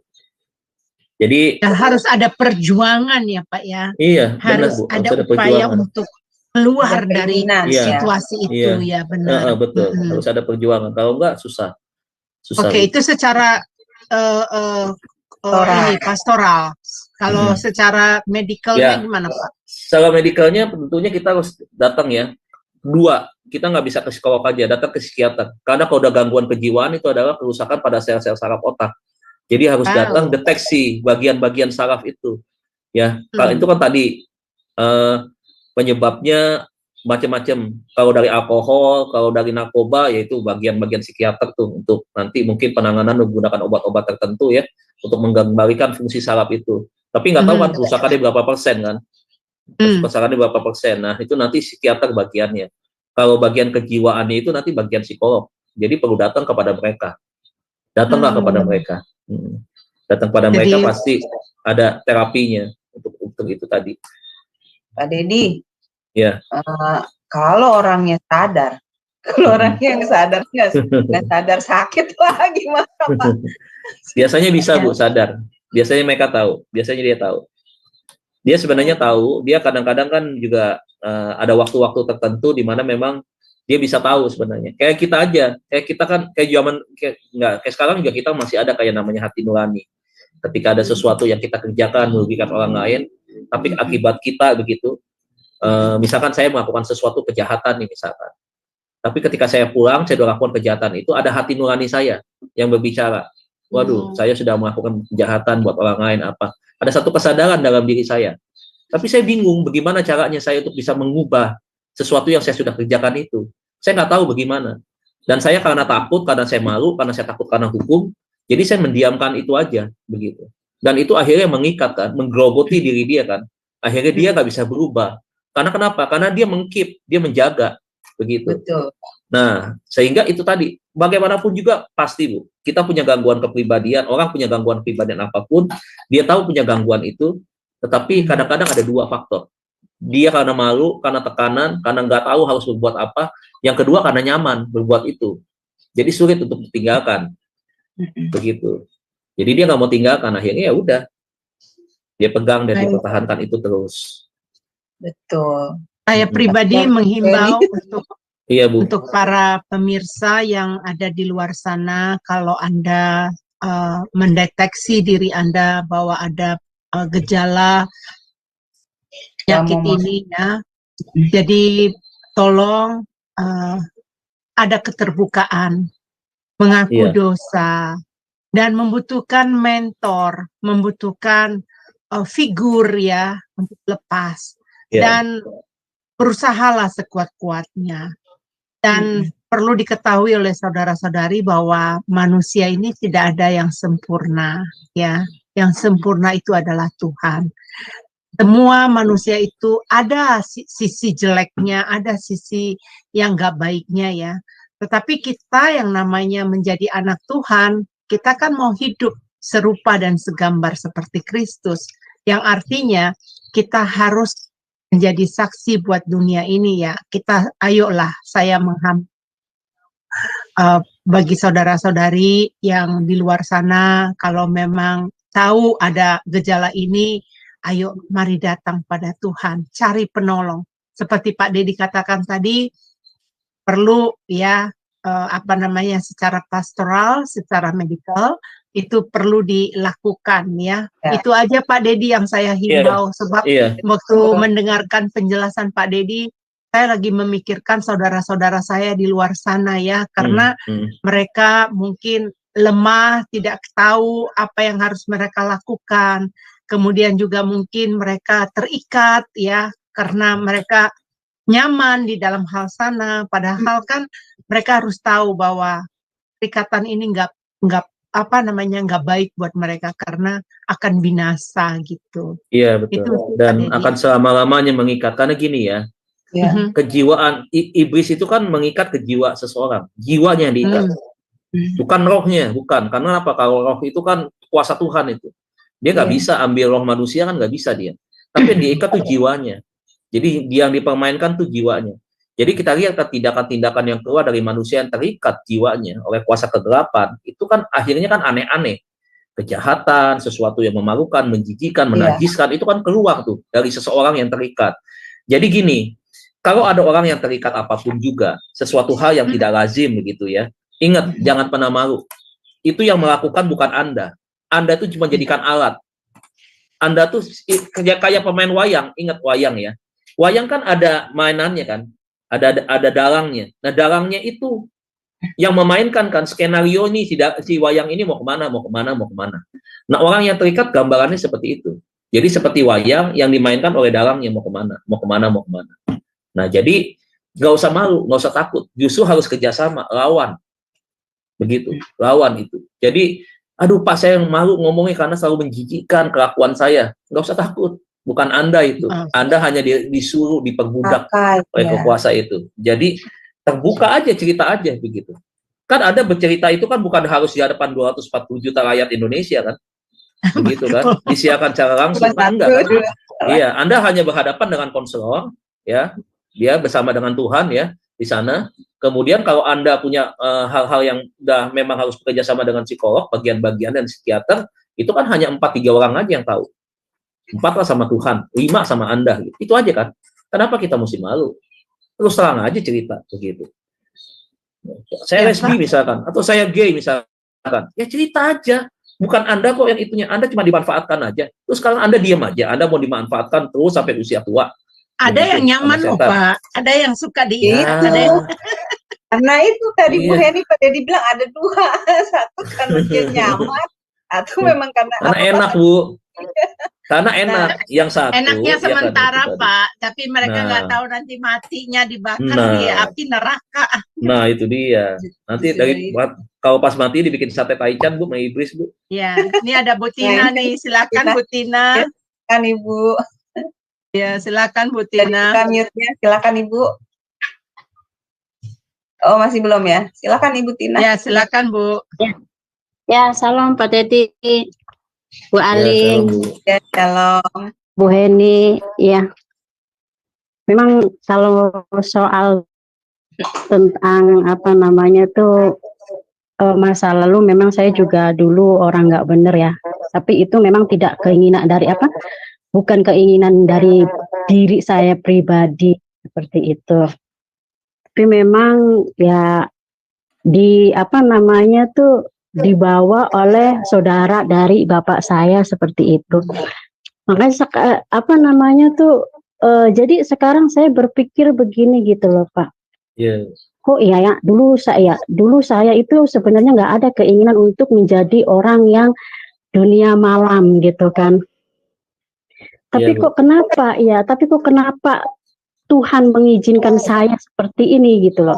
Nah, itu dulu waktu saya belum mengenal Kristus. Tetapi sekarang saya sudah mengenal Kristus, bahwa kita ini memang sedang dipakai oleh iblis untuk melakukan hal-hal yang mengenai tentang duniawian gitu. Betul nggak Pak? Itulah.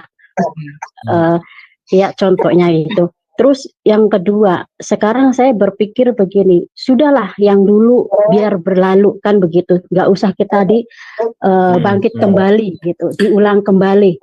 Kita sekarang sudah maju waktunya bersama Tuhan Yesus. Apapun apapun perjalanan kita di dalam Kristus, saya seakan-akan tidak ada rasa takut, Pak Dedi, gak ada rasa takut. Terserah mereka mau ngomong apa, terserah mereka mau mengatakan apa tentang diri saya. Yang penting saya ikut Kristus dalam kebenaran itu.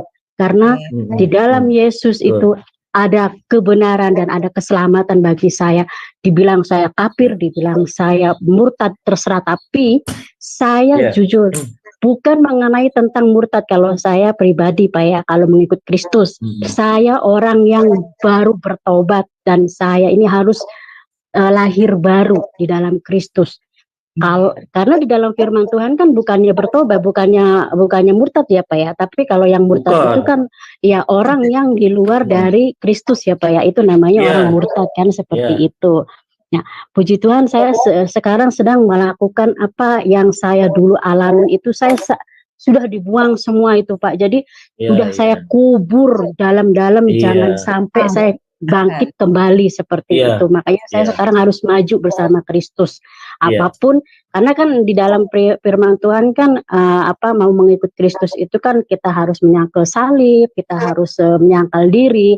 Memikul salib memang tidak memang berat ya Pak ya. Yang pernah saya alamin memang berat, bener luar biasa sekali. Tetapi saya percaya di dalam Kristus ada kemudahan dan ada jalan yang terbaik buat saya.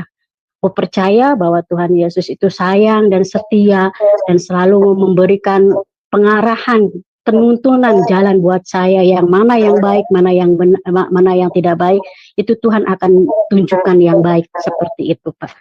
Itu kalau menurut saya seperti itu. Jadi memang kalau pengalaman saya memang sangat-sangat luar biasa sekali. Begitu sedihnya sampai saya diuji Tuhan itu. Bahkan anak saya nggak makan, bahkan anak saya nggak punya susu Pak di situ. Anak saya pada waktu itu umur berapa? 1,5 tahun saya melahirkan lagi anak saya. Di situ saya di situ sangat-sangat luar biasa ya, Tuhan menguji diri saya untuk kesabaran saya itu Pak. Jadi sekarang saya mikir, kalau ada orang merasa orang nggak punya uang ataupun orang punya anak kecil terus nggak ada susunya, nggak ada saya merasa sedih gitu loh Pak. Karena karena ada di dalam diri saya begini gitu, seperti itu. Terus saya mau tanya begini Pak. Kan ada tuh seorang nenek-nenek, dia kan Kristen tapi dia nggak pernah ke gereja, nggak pernah baca Alkitab ataupun nggak pernah apa gitu kan ya. Cuman dia punya menantu orang Muslim, tapi nggak jelas Muslimnya juga gitu kan. Nah si anak ini dibawa kabur lah sama si cowok ini, menikah, nggak tahu menikah secara apa, saya nggak tahu. Nah si cowok ini punya anak kecil Pak. Nah, si neneknya ini, nenek sambungnya ini mengatakan, udah kamu ikut Kristen aja katanya gitu. Nah terus saya kan bilang begini, orang mengikut Kristen itu tidak semudah yang kita bayangkan ataupun yang tidak seperti kita membalikkan telapak tangan ya Pak ya, seperti itu. Kalau kita mau mengajarin anak itu untuk kita ikut ke agama kita harus ngajak dulu gitu kan Pak gitu loh. Jadi kita ini sudah benar nggak? Apa kita ini sudah pernah membaca Alkitab nggak gitu? Apa kita sudah pergi ke gereja nggak? Nah, bagaimana Pak gitu loh? Pertanyaan saya, kalau anak itu mau menjadi Kristen sedangkan orang tua neneknya aja jadi Kristen, nggak pernah membaca Alkitab ataupun ke gereja gitu loh Pak. Seperti itu. Bagaimana tuntunannya gitu loh? Si anak ini nantinya. Si anak ini kan tadi kan menikah kan nggak ada izin ya, dibawa lari gitu ya. Pertama sebaiknya harus datang pulang, rekonsiliasi, minta maaf, minta ampun. Nggak boleh begitu, kan ada orang yang masih ada keluarga, masih ada orang yang ada tua.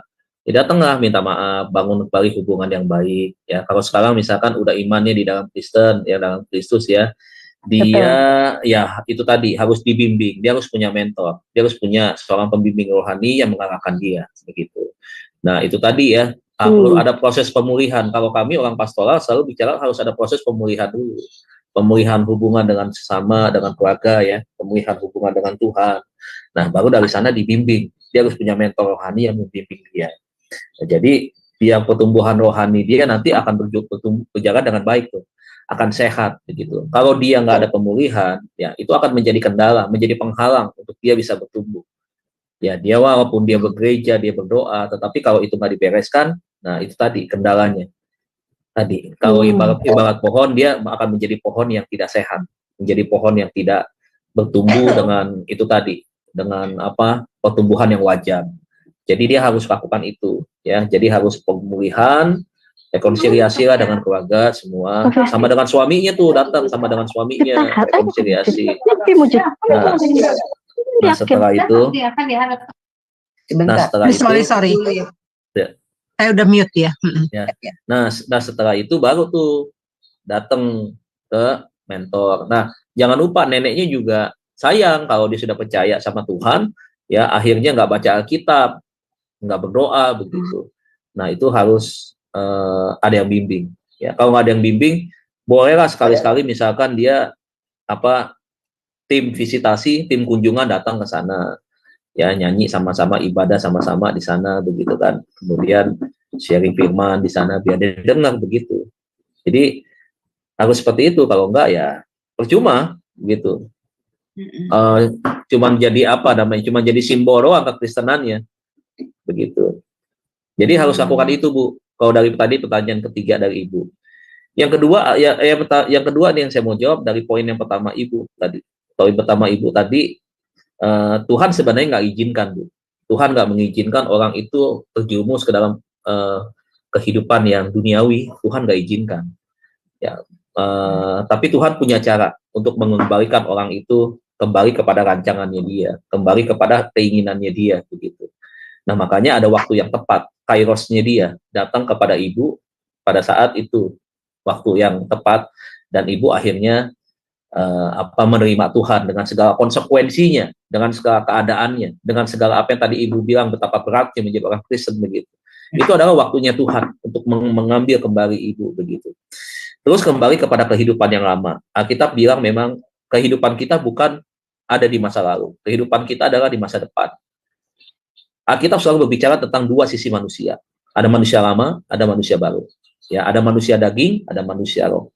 Dulu semua orang ada di dalam manusia lama dan manusia daging. Tapi sekarang Tuhan ubahkan kita semua dari manusia itu menjadi manusia yang baru. Manusia yang baru itu apa? Manusia yang percaya di dalam Tuhan. Manusia yang sudah diubahkan Tuhan, sudah dipulihkan, meninggalkan kehidupan yang lama dan melakukan kehidupan yang berkenan di dalam Tuhan. Menghidupi kebenaran, percaya kepada Tuhan. Nah, itu manusia baru. Dan akhirnya, setelah menjadi manusia baru, hidup kita yang sekarang ini dituntun oleh Roh Kudus. Begitu. Nah, itulah sekarang kenapa kita akhirnya kita cinta kebenaran, ya, kita suka ibadah, kita suka belajar, kita suka melakukan perintah Tuhan, ya, kepada sesama, begitu. Nah, itu karena kita sudah diubahkan Tuhan, begitu. Jadi, jangan pernah menyesali masa-masa yang lalu, begitu. Jadi, masa lalu udah lewat, kubur aja itu semua. Tetapi boleh dijadikan sebuah pelajaran untuk jadikan kesaksian buat orang lain bahwa jangan terlalu sedih dan larut di dalam masa-masa yang sudah lewat begitu. Kita harus bangkit. Saat sekarang ini adalah bagaimana kita itu tadi manusia baru itu adalah manusia yang sekarang itu jauh lebih baik dibandingkan dengan hal yang dulu gitu. Nah, yang kedua dari pertanyaan Ibu yang pertama itu tadi, tidak ada keinginan ketika Ibu terlibat di dalam dunia malam misalkan seperti itu. Memang Bu, ada dua efek yang dilakukan oleh iblis kepada keturunan orang yang pernah terlibat di dalam dunia malam, ya, dengan segala macam bentuknya dunia malam itu. Ingat, kita selalu sadar bahwa iblis itu mengikat sampai 4 generasi kan, 4 keturunan keempat, ketiga dan keempat begitu. Dari 1, 2, 3 dan seterusnya. Nah, itu mengikatnya lama dia, dan itu akan terus melakukan seperti itu. Nah, jadi kalau misalkan ya tanpa sadar, kenapa ya kok bisa terjumus begitu? Misalkan saya nih, kok bisa terjumus ya dalam kehidupan malam begitu? Oh ternyata itu adalah Betul. untuk keturunan, Bu. Kita nggak tahu. Makanya kan selalu saya bilang, orang yang melakukan tindakan kesalahan, dia menjadi penabur kejahatan, ya, dia tidak bertobat dan dia mati di dalam kesalahannya, maka kutuk itu akan terus turun ke bawah, ke generasinya. Generasinya nggak tahu apa-apa yang diperbuat oleh yang dulu kan, keturunan pertama kan, Betul. begitu. Betul. Tetapi dampaknya itu akhirnya bisa berakibat, berimbas kepada generasi yang ke bawah. Nah itu bisa terjadi. Nah makanya orang boleh percaya, boleh tidak, tapi memang faktanya seperti itu. Faktanya seperti itu. Alkitab nggak pernah salah bicara soal itu. Ya, setiap apa yang dikatakan Alkitab itu kebenaran dan selalu bisa dibuktikan dan faktanya ada. Jadi makanya Betul, itu amin. tadi pemutusan kutuk itu begitu penting. Jadi sekalipun kita nggak melakukan itu, ada daftar ya. Kalau kita di pelayanan pelepasan, tim pelepasan tuh punya daftar banyak banget. Itu tebal banget bukunya. Itu makanya pelayanan pelepasan itu continue. Jadi pemutusan kutuk itu yang lama. Sekalipun nggak pernah diperbuat, tapi ketahuannya di mana? Di manifestasinya. Jadi misalkan nih, misalkan saya ada orang yang saya layani, anggap Bapak Ek datang ke saya nih. Saya sebutkan misalkan, kutuk keturunan, kutuk judi di dalam nama Yesus keluar. Dia nggak manifestasi misalkan. Oh, berarti kutuk itu tidak ada. Kutuk itu kita kuduskan di dalam nama Tuhan Yesus, misalkan begitu. Nah, yang kedua, kutuk pezinahan ketika dia manifestasi, oh berarti ada garis kutuk daripada pezinahan itu. Enggak apa aja kutuk pezinahan di dalam misalkan peracuan, misalkan onani, masturbasi, misalkan apalagi poligami misalkan dan seterusnya, itu satu-satu kita tolak dalam nama Yesus keluar. Makanya pelayanan pelepasan itu. Iya, nah, itu sebenarnya enggak, maaf Pak, saya potong, sebenarnya nggak ada Pak, kalau keturunan dari orang tua saya tuh nggak ada gitu loh, seperti itu tuh nggak ada, cuman dari pihak apa namanya, nenek saya itu punya abang. Nah dari abang itulah, dari abang dari nenek saya itu anaknya itu gitu loh. Jadi kalau keturunan dari nenek, dari kakek nggak ada sebenarnya, bahkan soleh semua gitu loh. Keturunan dari orang tua saya tuh memang muslim semua gitu loh. Seperti itu. Ya bisa bedakan juga bahwa transfer spirit juga bisa terjadi, Bu. Transfer spirit bisa terjadi.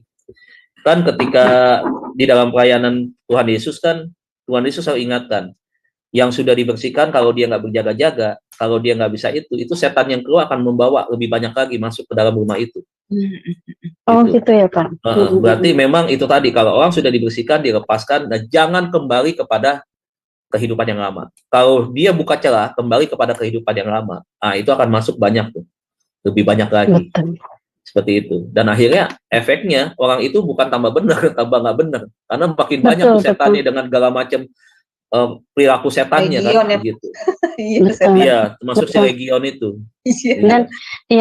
Dan saya juga anehnya gini gitu Mak. Mungkin ya Pak ya, karena anak saya kan yang pertama itu, yang gede itu kan waktu suami yang pertama memang setelah cerai dari bapaknya itu kan, itulah saya itu mengalami seperti itu tuh.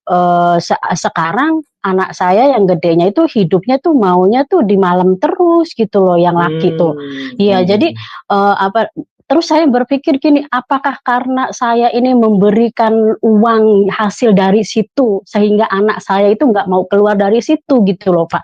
Nah bedanya dengan anak yang sekarang, kalau anak sekarang saya kan selalu bekerja di luar negeri gitu kan, jadi banting tulang keringat, hasil keringat jeripayah saya sendiri, sehingga anak itu tidak mau melakukan hal seperti abangnya ini gitu loh Pak. Begitu perbedaannya seperti itu. Terus bagaimana itu Pak kira-kira? Yang pertama ya Ibu doakan aja anak Ibu, doakan. Terus pelan-pelan Ibu harus bangun kedekatan dengan anak juga kan, maksudnya bicara dari hati ke hati. Nah terus yang anak Ibu ikut gereja juga nggak? Pelayanan juga nggak? Yang laki? Enggak, kalau yang dua itu, yang besar sama yang kecil itu memang dia ikut neneknya muslim kan. Memang saya juga dulunya kan muslim gitu loh Pak. Saya kan bertobat itu kan, mengenal Yesus itu kan tahun 2016 kan, di sini gitu, seperti itu. Jadi kalau yang sama suami yang sekarang yang paling gede itu, memang dulunya saya dititipin ke di HKBP, di gereja gitu, di yayasan. Jadi berbeda agama gitu loh, 3 anak ini. Gitu. Nggak apa-apa Bu, doa kita doa yang penuh dengan kuasa Bu. Doa kita itu tidak ada bisa halangin. Doa orang percaya, doa orang Kristen itu sangat-sangat luar biasa. Kalau orang bilang itu sangat manjur gitu, apalagi kita yang melayani Tuhan kan. Jadi nggak apa-apa, doakan aja. Apa yang Ibu mau harapkan dari doa yang Ibu bawa pada Tuhan kan, sampaikan itu. Doakan aja terus. Pastilah ada kuasa. Kan Tuhan kita Tuhan yang hidup, bukan Tuhan yang nggak bisa apa-apa. Karena dia hidup, dia bisa melakukan itu. Ya, karena itu kan doa kita kan doa yang baik kan, buat membawa anak kita juga percaya, berubah hidupnya, meninggalkan kehidupan yang tidak benar, begitu kan, yang salah, pada kehidupan yang benar. Itu kan harapan kita sebagai orang tua. Ya, kita doakan aja. Amin. Iya, bisa Bu, tetap Bu, dari sini tetap doakan. Tapi komunikasi tetap jalan kan? Enggak, justru itu Pak. Enggak pernah enggak pernah komunikasian. Kalau yang gede itu enggak tahu ya, gara-gara kemarin itu sebenarnya orang tua tuh bukannya marah gitu. Saya itu kan menasehatin karena pada waktu saya kemarin gara-gara punya beli rumah itu Pak, gitu loh. Beli rumah nggak ada yang nempetin. Jadi uang saya kan terbuang-buang nggak karu-karuan. Maksud orang tua kan, kamu tempetin rumah ini, yang satunya buat adeknya gitu. Marah-marah dia nggak mau. Akhirnya udah tuh putus hubungan. Cuman kalau ada maunya, kalau mau duit atau apa itu baru SMS gitu. Jadi saya seakan-akan kayak bank gitu loh buat anak saya seperti itu. Jadi nggak pernah komunikasian gitu Pak. Cuma saya komunikasian sama Tuhan, saya berdoa sama Tuhan, minta dia jamahkan dia gitu loh. Maksudnya jamah dia gitu supaya dia mau bertobat. Seperti itu aja. Saya serahkan aja semuanya ke tangan Tuhan Pak. Seperti itu. Iya. Tapi udah kerja ya? Belum ya? Ya itu kerjanya ya kayak gitu tuh Pak, di bar-bar kayak gitu loh. Katanya iya di bar kayak gitu, di tender-tender kayak gitu sama adik saya itu masalahnya. Jadi adik saya yang laki itu punya bar gitu. Jadi dia yang kerja, saya nggak setuju, dia marah-marah gitu. Kalau barnya cuma kafe doang, nggak ada minuman keras sih nggak apa-apa. Ya justru itu Pak. Kalau di kampung-kampung kan kalau begitu. Ya itu justru itu, makanya saya nggak setujunya begitu. Jadi ada minuman kerasnya, ada cewek-ceweknya. Jadi saya nggak setuju gitu. Bahaya itu. Itu makanya saya nggak. Aja. Betul. Iya, saya cuma serah diri sama Tuhan aja lah Pak. Saya nggak bisa ngapa-ngapain. Lagian posisi saya kan jauh juga kan di luar negeri, jadi nggak bisa. Iya. Nanti bertengkar nggak mau usah saya. Khawatir, Bu Tina. Betul, kita doakan ya, gak usah khawatir. Amin. Dibantu oleh pendoa syafaat dari Sang Adonai. Kita doakan ya, benar. Ya, silakan Sister Aling. Ya, baik. Terima kasih Bu Tina untuk partisipasinya. Baik, karena waktu juga sudah semakin mendekati pukul 21 ya, karena ada kelas lanjutan lagi. Baik Pak Dedi, kita tutup ya Pak kelas kita malam ini, closing statement-nya Pak Dedi, lalu pimpin doa berkat bagi kami semua. Terima kasih. Kalau boleh Pak Dedi jangan keluar ya setelah ini ya. Ya, oke. Ya, silakan Pak Dedi. Ya, closing statement saya adalah apabila orang yang mengidap gamomania dia sudah dipulihkan, dan bagaimana dia membangun rumah tangganya secara normal, sama seperti orang yang punya istri banyak ya. Kembalilah kepada istri yang paling pertama. Jangan kembali kepada istri yang paling muda. Istri yang paling baru. Kembali kepada istri yang pertama, dan ya kalau memang dia belum menikah itu istri, kembali ya ke sana. Temuin ya, minta maaf, dan kalau dia belum menikah ya udah. Bangunlah keluarga yang baik, yang utuh bersama dengan si wanita yang paling pertama itu. Sama prinsipnya di dalam suami yang punya banyak istri juga begitu. Ya, jadi kita bilang kembali kepada istri yang pada masa muda, begitu. Bukan istri yang paling muda, bukan. Ya, jadi jangan salah arti, jangan salah tafsir. Oke, baik, malam hari ini salah satu pembelajaran Bapak Ibu, salah satu gangguan kejiwaan yang ada di sekitar kita. Jadi dengan pembelajaran ini kita bisa mengerti, dan mari Bapak Ibu kalau kita menemukan kasus ini bersama-sama kita kita layani, kita berikan perhatian yang lebih supaya satu, tidak banyak orang yang dirugikan, yang kedua, orang yang mengalami gangguan ini bisa disembuhkan normal, dan pada akhirnya bisa kembali kepada Tuhan, ya, bisa melayani Tuhan dan hidup di dalam kebenaran Tuhan. Itu yang menjadi closing statement saya. Kita berdoa, kita tundukkan kepala. Bapak yang baik, terima kasih buat kesempatan malam hari ini. Kami bersyukur ada di dalam kelas pastoral counseling Tuhan. Baru saja kami membahas tentang gangguan kejiwaan gamomania Tuhan. di mana penderitanya terobsesi untuk mengajak menikah setiap wanita yang ia jumpai. Bapak, biarlah pelajaran malam hari ini membekali kami, Tuhan. Bahwa kami sebagai hamba-hambamu, kami boleh belajar dan melihat keadaan di sekitar kami, Tuhan.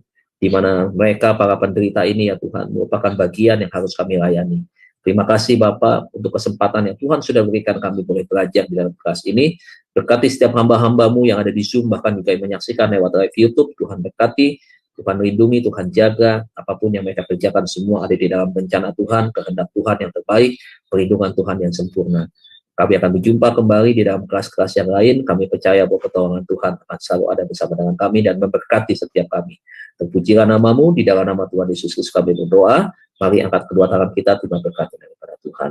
Kekasih-kekasih Tuhan, hamba-hamba Tuhan yang diurapi dan diberkati, terimalah berkat Allah Bapa kita di sorga, cinta kasih daripada Tuhan kita Yesus Kristus. Pertolongan, penghiburan, penyertaan Allah Roh Kudus akan terus menyertai setiap kita sampai Tuhan Yesus datang menjemput kita semua di awan-awan permai, menjadikan kita sebuah pemenang, bahkan lebih daripada pemenang. Yang percaya dan berkati bersama-sama kita katakan. Amin. Amin. Tuhan Yesus berkati Bapak Ibu. Terima kasih. Selamat malam. Ya, baik, terima kasih Pak Dedi untuk pelayanannya yang luar biasa bagi kami. Semoga pelayanan Pak Dedi diberkati Tuhan lebih dan lebih lagi menjadi berkat bagi banyak orang. Amin. Baik Bapak Ibu yang terkasih, terima kasih sudah bersama kami di kelas konseling ini. Dan kelas ini akan tetap ada ya Bapak Ibu di hari Sabtu minggu depan di jam yang sama, yaitu di pukul 19.00 waktu Indonesia Barat dengan tema-tema yang menarik lagi lainnya. Dan setelah kelas ini masih ada kelas lanjutan, jadi Bapak Ibu tetap stay ya, kelas lanjutan di pukul 21.00 waktu Indonesia Barat. Terima kasih Bapak Ibu sekalian, Tuhan berkati. Shalom, shalom, shalom.